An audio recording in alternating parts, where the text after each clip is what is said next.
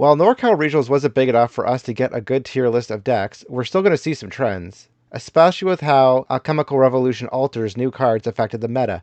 Sit back and let's see which decks benefited and which decks have been falling off.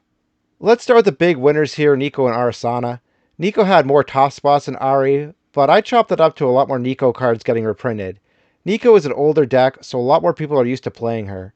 Time will tell which one of these decks will come out on top, and I'd love to hear in the comments which one you think will.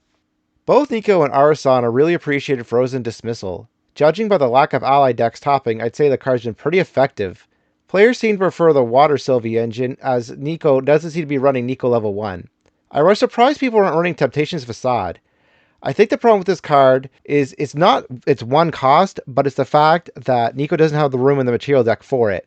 On top of that, you can hang out at Sylvie level 1 for a while, and therefore can't take advantage of that Nico bonus. It really hurts that card's playability.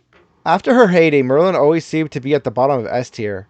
That might have fed some viewers thinking she should be higher in S tier, but keep in mind this is what the current S tier looks like. Merlin benefits from both new Mage and Warrior cards, and while she doesn't get the unique champion bonuses from some of them, she makes up for it with her extreme versatility. Drawing an extra card every other turn helps a lot too. A lot of people have a problem with this deck having been good for so long, but I don't. Merlin's just gonna Merlin. We're finished with the S tier and above decks. Honestly, in the current format, I feel that anything tier 2 or below is more rogue deck at this point. You'll notice Sylvie was above, and honestly, that's because she has always had a hard matchup against water before Frozen Dismissal. The absolute last thing a Sylvie player wants to have happen is after committing so much to get to level 3 and play a free slime is to get that slime negated. Don't underestimate Reviling Cleanse countering Sylvie either. Sylvie's not Rai. She doesn't tend to get an instant kill combo once she hits level 3. Storm Slime doesn't threaten a champion that has no damage on it most of the time. Wind Razor Gale Kongming seems to have been dropped. Unfortunately, it seems the deck is too slow compared to Water Arasana's Casino Stratagem of Ice. Nullifying Mirror completely counters Veiling Breeze, putting Windburn in a tough spot. Speaking of Wind decks in a tough spot, I'm really sad to see Unique Wind Ally floundering. This is honestly the best Allies deck in my opinion. Dilu has dropped to about $8 American, and going by recent sales of the card, it might even go lower than that. Prior to this region, we saw Fiza topping. This doesn't surprise me, as Fire Zader is more than happy to have people not main decking or having any side for fire matchups.